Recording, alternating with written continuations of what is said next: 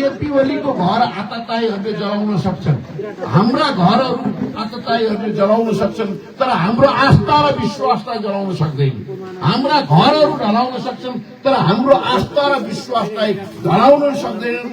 हामी खरानीबाट उठेर फेरि हाम्रो चाहिँ नेकपा एमालेलाई झन बलियो बनाएर सुखी नेपाली समृद्ध नेपालको यात्रालाई हामी कमरेड केपी ओलीको नेतृत्वमा अगाडि बढाउनेछौँ।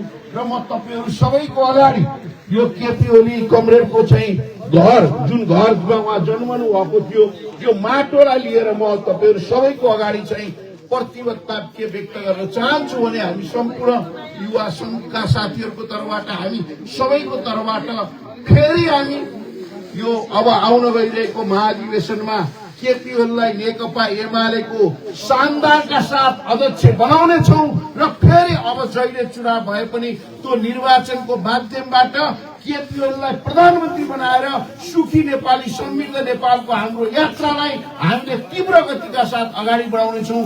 यो सामूहिक प्रतिबद्धता तपाईहरूको बीचमा म राख्न चाहन्छु।